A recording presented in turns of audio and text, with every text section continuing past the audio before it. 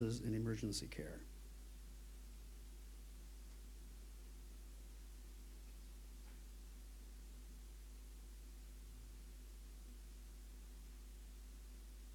Thank you, Andy.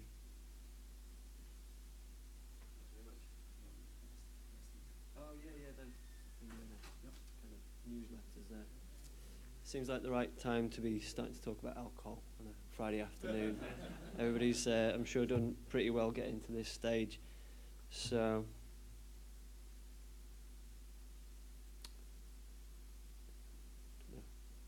if we're on. Okay. Anyway, my name's Andy Irving. I'm a health service researcher from the University of Sheffield, the newly formed Centre for Urgent and Emergency Care Research, or CURE. I'm going to tell you a little bit about IDARA, or Evaluating the Diversion of Alcohol-Related Attendances.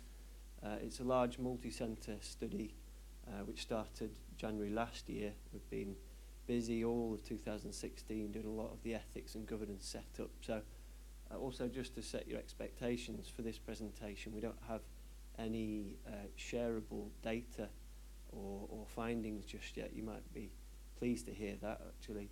You probably deserve to see some pretty pictures and some videos instead, so a bit more entertainment for a Friday afternoon instead. So, yeah. We are evaluating what we've called Alcohol Intoxication Management Services, or AIMS. That's just a phrase we've coined. It's not terminology that you might be familiar with. You may have heard of alcohol treatment centres, alcohol reception centres, safe havens, booze buses, and sometimes in the media, drunk tanks. That's essentially what we're evaluating here. And I'll kind of come on to the sort of defining features of what an AIMS is, at least for the purposes of the IDARA study.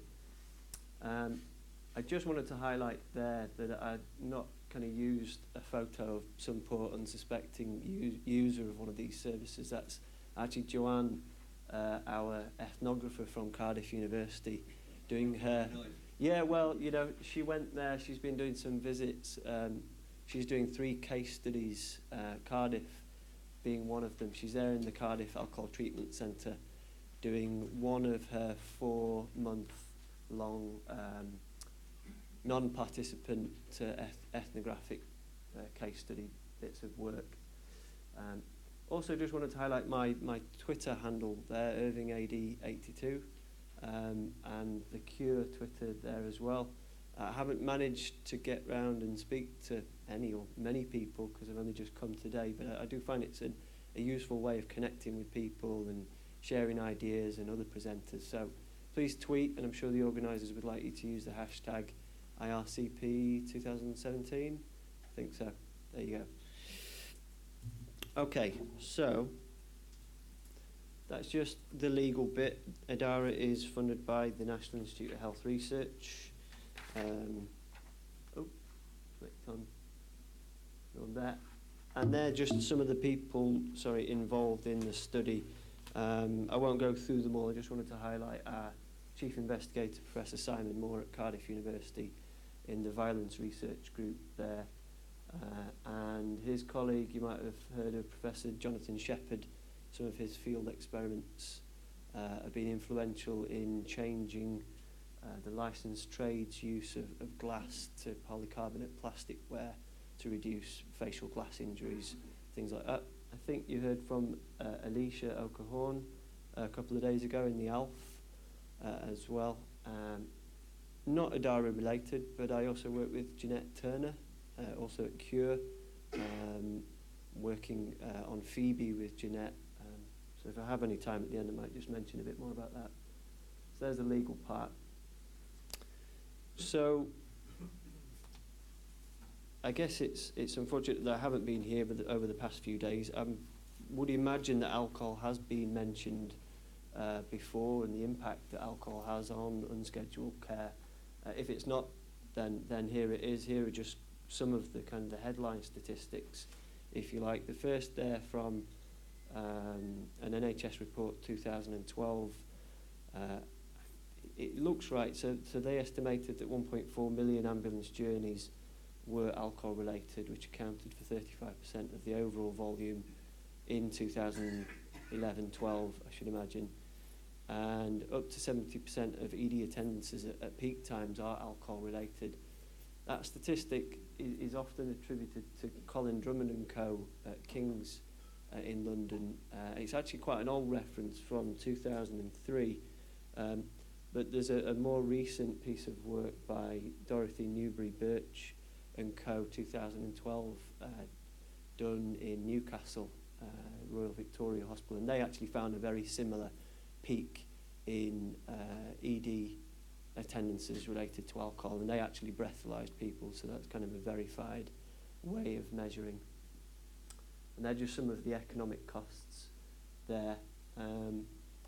It is worth noting that it's notoriously difficult to precisely quantify the impact of alcohol due to the way that it's recorded in ED and in ambulance data.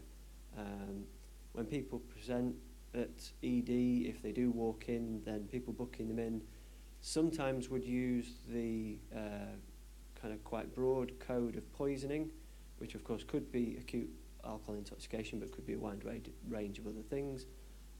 Or they could use social problems, which again is a really broad category and may well include alcohol intoxication, but also could represent a whole load of other things as well. And in ambulance data, usually the call at least would be coded, so I understand, as the presenting chief complaint, which might be the fall or unconscious or headache or trauma or vehicle accident or violence or all of that basically, rather than, I think it's one of the AMPDS codes 23, which is poisoning, which would be the closest you might get to actual kind of alcohol.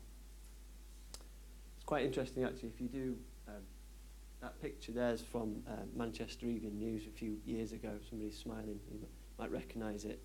If you Google Michelangelo drunk, I'll just let you do that private if you want to. It's a bizarre reference, but Google Michelangelo drunk and you'll see that somebody was clever in changing that image slightly. So I'm going to go quite light on the stats and the data and things. It is Friday afternoon, but just to hammer home the point around the impact of alcohol. This was from a recent report by the Institute of Alcohol Studies. I believe the AACE facilitated a survey of just under 400 ambulance staff, and they estimated there that 37% of their time was spent dealing with people who had drunk too much, potentially. And another bar, a couple of bar charts there. There's actually a small typo in that left-hand one. That is actually in relation to members of the public where alcohol is suspected. So over half of the staff surveyed felt they had received an injury, and I think it was 29% actually estimated that they'd been injured on more than one occasion, which I think is quite incredible. And they're in relation to sexual harassment or assault in the right-hand bar chart as well. But all the emergency services are suffering with the impact of alcohol in relation to violence. And the last graph I wanted to show you, just to illustrate really that it's that surge in demand on a Friday and a Saturday night, which is the thing that could quite well undermine the capacity of an ambulance service to respond to its other calls, and therefore sort of jeopardise the safety and the care that an ambulance service's other patients might receive. So a little bit more about what AIMS are. I think I mentioned most of those names there. They're designed as an alternative to ED attendance. So as many people have already mentioned, it's about preventing people going to ED in the first place. So these are what these AIMS are set up to try and do. They can be quite basic. They're just there really to help people sober up. Sometimes they do offer elements of clinical care such as airway management and fluids, but also just keep people safe, wrap them up, put them in a blanket, stop them hurting themselves, stop them choking, give them a vomit bowl, that kind of thing.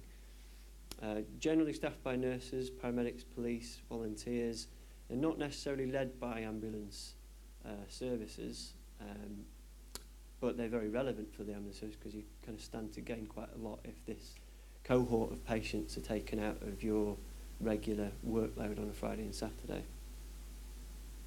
Just some more defining features there. They're separate to existing ED facilities, so they're not kind of minor injuries units or walk-in centres.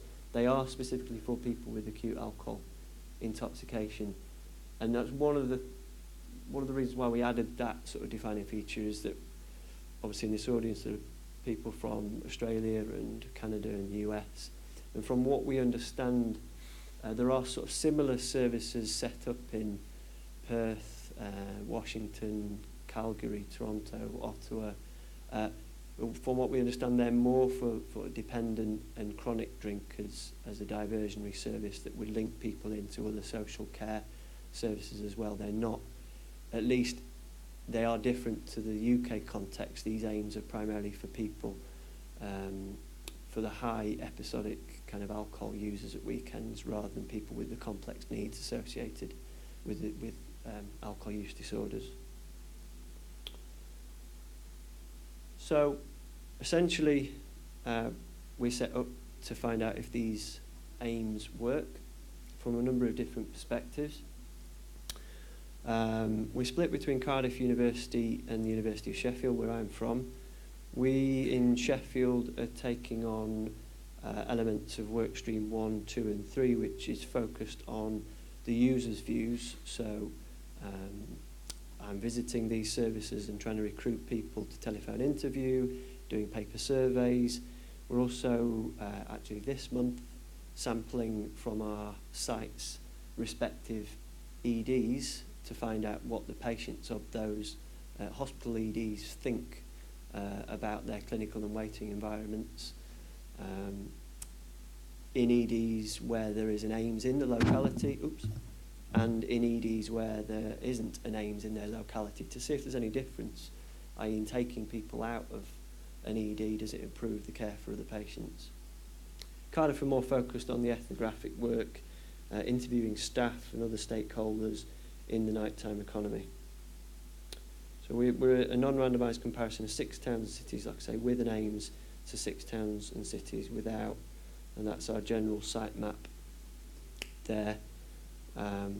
We're currently working with 5 ambulance service trusts. There's the Welsh, obviously, because we've got Cardiff, Swansea and Newport there.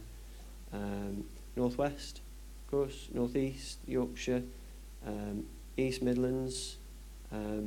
We had hoped to work with West Midlands and South Western Ambulance Service Trust, but for a number of different reasons that's not worked out. So we've actually been trying to find new sites. If there's anybody here from East of England Ambulance Service or with connections to, then I think I need to speak to those pretty soon as well, because we do want to get into Norwich as well. They're the matched pairs, if you like. We've used a home office system called iQuanta to match cities to cities in a similar family. So there'd be some merit to being able to compare them. And I'm going to show you pictures and videos of Cardiff, Manchester and Swansea and Norwich. They're the ones in bold. So there's Cardiff. Opened 2012 initially, but now has long-term funding. As you can see there's a large sort of treatment area which can be partitioned for privacy. It is a very clinical environment. It's staffed by nurses from the University Health Board. They have the support of the Welsh Ambulance Service. They also have a police officer stationed in the ATC for safety and for security.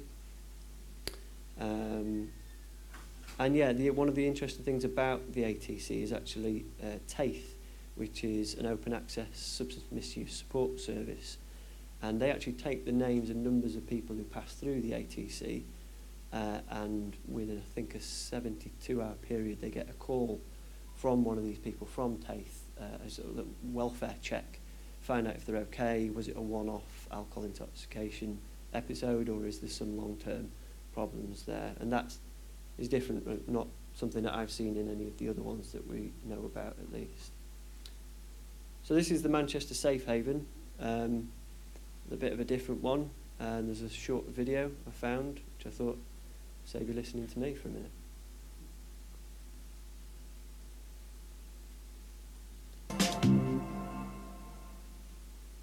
Safe Haven is all about reducing demand for frontline services, in particular for the police, North West Ambulance Service and the NHS. The Safe Haven will be based at the Art Nexus Cafe on Dale Street, Oldham Street in the Manchester city centre. We know that on a weekend night, because of the vibrant Manchester nighttime economy, lots of people come to the city. Some of those people, unfortunately, get themselves into vulnerable situations. It may be that they've drunk too much, taken drugs. Also, they may have lost mobile phones, have lost means to get home safely. They may just need mobile phones charging. We can bring them to the Safe Haven to ensure that they get the care that they need by professionals. We'll have police officers and special constables here to look after them. We can give them drinks, hot drinks, cold drinks. We can charge up mobile phones and make those necessary calls to make sure that they get home. It's all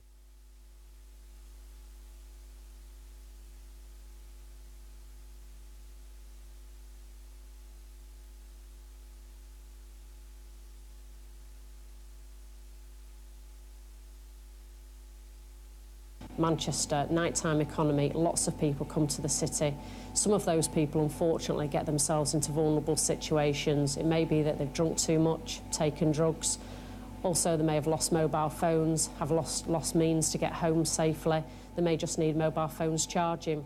We can bring them to the Safe Haven to ensure that they get the care that they need by professionals. We'll have police officers and special constables here to look after them. We can give them drinks, hot drinks, cold drinks. We can charge up mobile phones and make those necessary calls to make sure that they get home. It's all about addressing vulnerability and looking after the people that come to our city.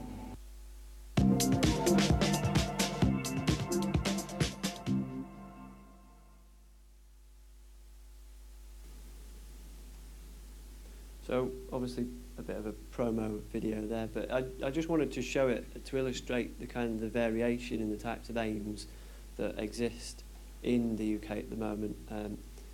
We've mentioned, I think already today, about partnership working in the police. The Greater Manchester Police there have tried, I think, to work with a number of different agencies in the area. Oops, keep doing that.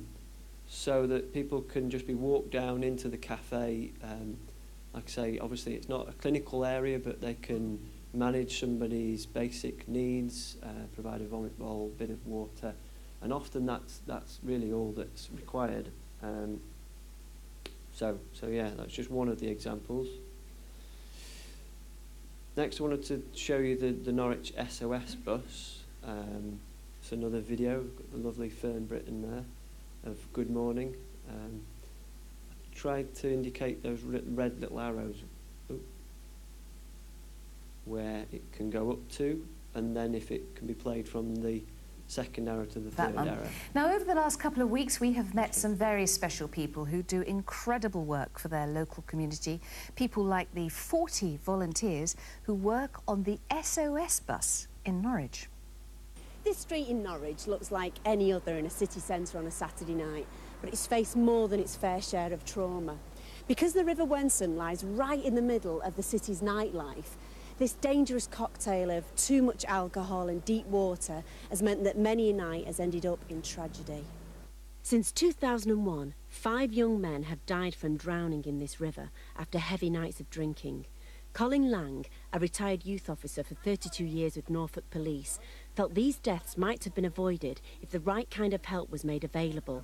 During one of the missing person inquiries, the police used CCTV footage to establish whether he could, this particular young lad could be seen in the city. And he was seen approaching people. We don't know what he was approaching for, but we only, as a presumption, we think that he was asking for help. Well, it does send a chill down your back, because you think if somebody had just said. And then from that second arrow to the... basically play from 3 minutes 55 to 6 minutes 12, roughly. 3 minutes 55 to 6 minutes 12. It's a long video. I don't think. The arrows must have changed. Leader for tonight, Steve Ginn, is the first to arrive and get the bus started. It's 8:30 and we're just about to head out for the night with the 8 volunteers that are manning the bus this evening, and we're going to be out till 3 a.m. in the morning.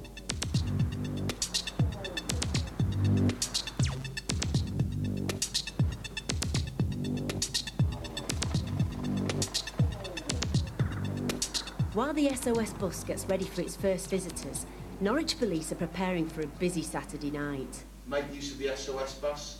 I hope we'll have a very 8 shift and always 2 first aiders from... animal safe.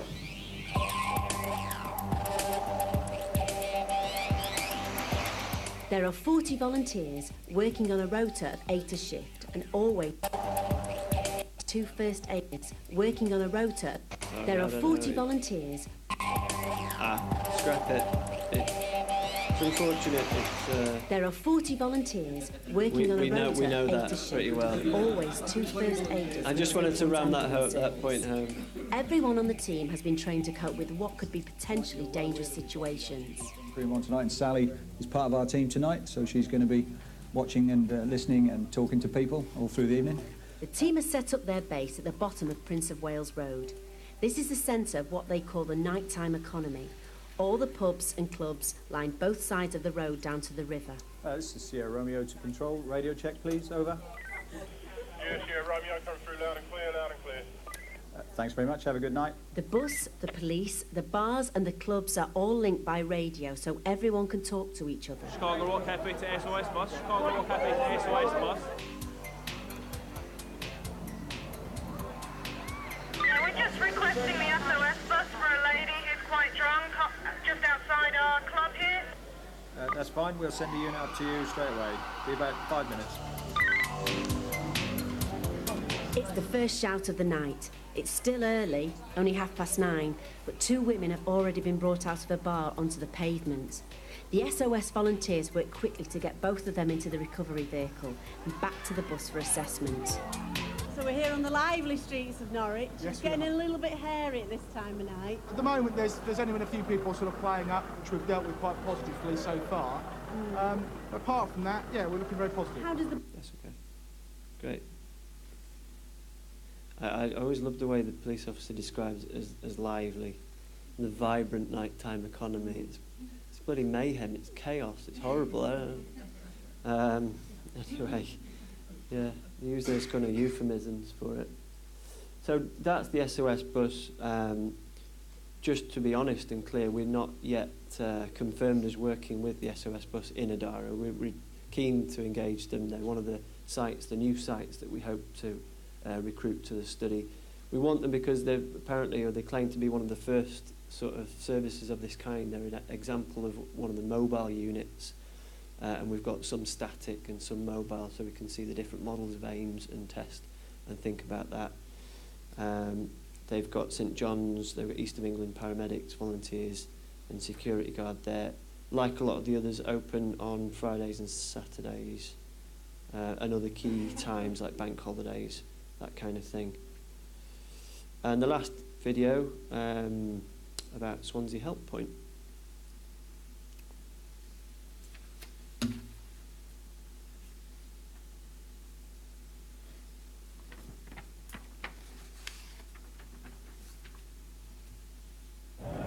Swansea's nighttime economy is unique. Its core is Wine Street. Wine Street is 600 yards long, 62 licensed premises. It attracts around about 20,000 people every weekend, every Saturday night, and of course we have a big student population in Swansea who also go there on a Wednesday. That contributes to drunkenness and vulnerability as a result of drunkenness, and therefore it becomes a particularly difficult policing problem. The Help Point's been a wonderful partnership approach to tackling the problems within Swansea. Working with the police, with Swansea City Partnership, with the local authority, and bringing all of the key elements together to try and tackle what was seen as a real problem in Swansea, which was the nighttime economy on a Wednesday and a Saturday. The staff that we have here, on average, will see between 12 and 16 people every night the Help Point is open. And they will range from people that have been assaulted, who have had injuries, who are under the influence of alcohol and other various bits and pieces. The Help Point has been a great benefit to us as an ambulance service. It's ensured that we can now release our resources to the patients who vitally need it within our community. Great, thank you. I thought they may have been interesting, even more so for our international guests, to give you a flavour of what it might be like in a UK city. The vibrant nightlife, yeah. I'm sure the rest of us are kind of familiar with it. I've visited these centres at these times, and they can be, to another euphemism, a bit hairy. You know, they can be quite kind of scary at times. So Swansea's led more by St John's paramedics, police, funded via the Police and Crime Commissioner's Office for South Wales. They also added a Wednesday night, which is a big kind of student night, because they've got Cardiff and they've got, the other universities around Swansea. One of the other things that I found interesting with Swansea was the students that they've got there in the red jackets from the local university doing their public services degree. They go out, they have some basic first aid training, they go out and get a wheelchair and literally walk up and down Wind Street, which you saw in the video, and kind of scoop people up and take them back to the Help Point. It's madness just to see it, but yeah. So, kind of switching completely, there's some of the examples of the aims there, just to give you a flavour. I wanted to mention patient public involvement, or PPI, in Adara, because it's something I feel quite passionate about. For our international guests, maybe should know more about the sort of picture internationally PPI-wise, but we felt in Adara that we really wanted people with experience of emergency care and also of addiction or alcohol use to guide and help us with the Adara project. So we've got a member of the Sheffield Emergency Care Forum and 2 members of the Sheffield Addiction Recovery Research Panel, or SHARP, advising us on such things as the interview schedule that we use for the interviews, the survey questions, the ED survey format and questions, and they're also going to play a key part in helping us to disseminate the findings of Adara as well, hopefully. One of our key outputs is going to be something of a best practice model for how, if you were thinking of setting your names up, how you might sort of cherry pick from a menu of the best ingredients for a successful aims. We've also got an independent PPI representative from the Wales Involving People Network who sits on the steering committee as well. I won't kind of labour the rest, a few of the next few slides. We're organised into 3 work streams. Cardiff are leading on work stream 1, aim 1 and 2, which I've mentioned the case studies. So Joanne is going into Cardiff, into Swansea, and also doing 4 months in Sheffield, going riding out with Yorkshire Ambulance Service and things, looking at a control city. So Sheffield doesn't have an AIMS, and looking at what might be the barriers or facilitators to why an AIMS hasn't been implemented in Sheffield for whatever reason. Simon will be conducting interviews with relevant stakeholders, policymakers, people in strategic roles, again looking at why people might choose to invest in AIMS and why people might not. Risk and safety, we can already see from at least Joanne's first ethnographic phase is key. So people have got some concerns, ambulance services in particular, got some concerns about the clinical governance of an AIMS, who they take, how they manage them, and how they might kind of move them straight up to an ED if they've got further complications. Workstream 3, I've mentioned, I'm visiting these sites. I'm trying to recruit to telephone interview. and also get some paper questionnaires filled in. For obvious reasons, they're intoxicated, and it's not been particularly easy. Sometimes I do get their consent and I give them a call a few days later and it's the wrong number, or they don't answer, or they ignore my call or whatever. So yeah, I have to keep going back to these sites to try and get more of those. We're in process of doing the telephone interviews and surveys at present. And here I think it might be in the newsletters that I've just given out at the beginning, is Madge from the Sharp group.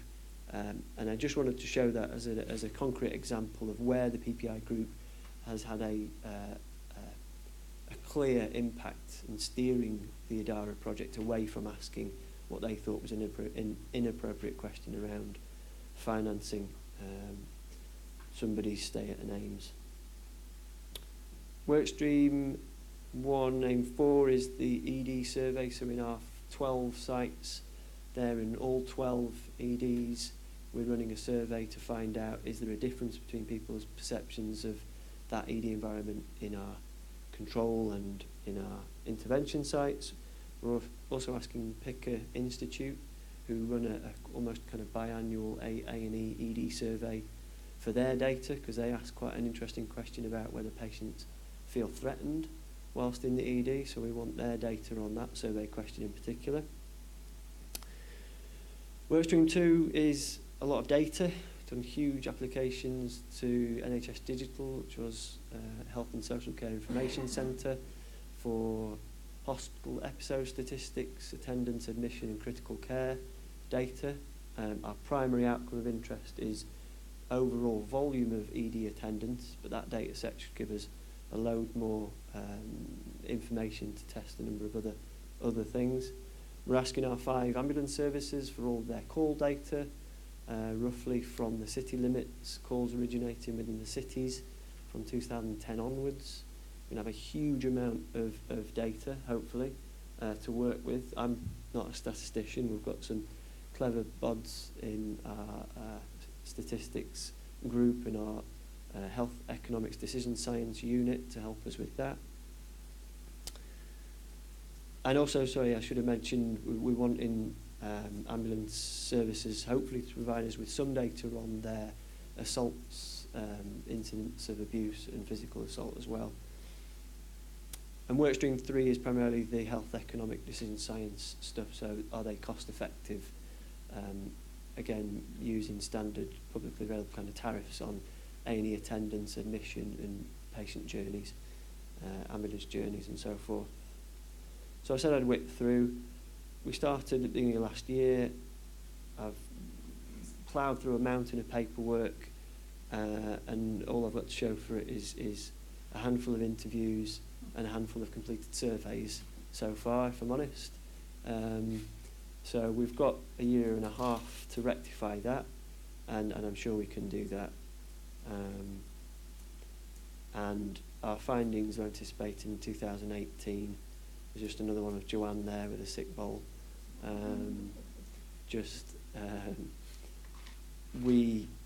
Although we recognise some of these small-scale audits and evaluations seem to suggest there's a benefit to ambulance services and other unscheduled care providers, we really need this kind of independent, comprehensive evaluation to really test whether they actually work and should be rolled out as a standard means for managing people with acute alcohol intoxication. There's our contacts. Please get in touch, tweet, and all the rest of it.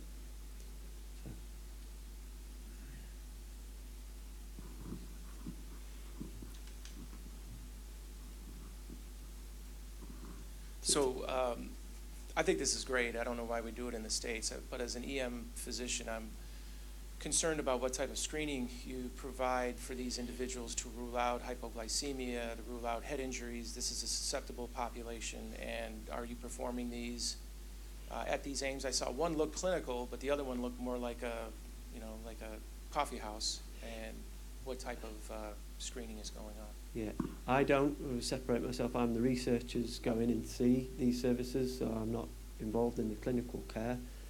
From what we can see, for instance, with Cardiff, They do have quite strict protocols on their initial triage and assessment, and if somebody is flagged as having a head injury or suffering from epilepsy or seizures or something that could mimic alcohol intoxication, they'd be direct transferred up to the hospital.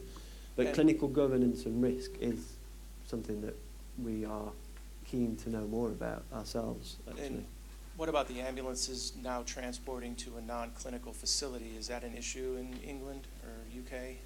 I'm sure it's an issue, but it's an issue that they managed to have agreed, at least with the Welsh Ambulance Service. They're happy to take people to the ATC because they've got sufficient, I don't know, they have the correct level of expertise, qualifications to be a clinical decision maker. If I chip in, Andy, the ambulance service will certainly cooperate where they have some form of oversight and they are content with the medical provision at that site, whether it's their own clinicians or volunteers that have been certified in some other capacities.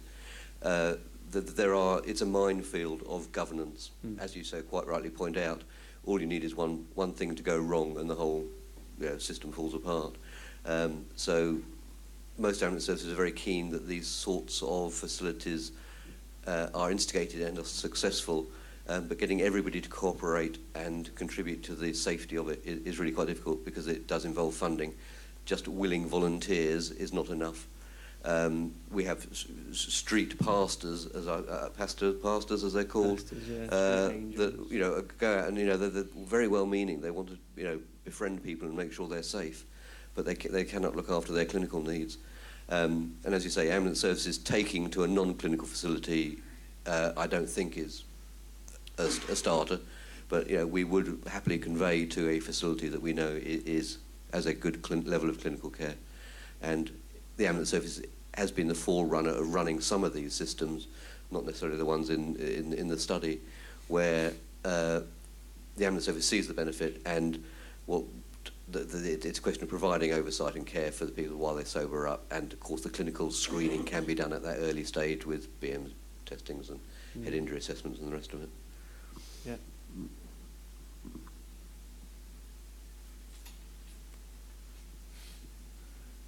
You were in one of these last night, right? Oh yeah, it was nice at Coffee House. Yeah. It's a fine place. So we've been talking a lot about upstream, getting further up. Just out of curiosity, is there a portion of the study that's looking at how to maybe encourage drinks from being cut off a little more aggressively at pubs or bars? Are you doing some work with the industry?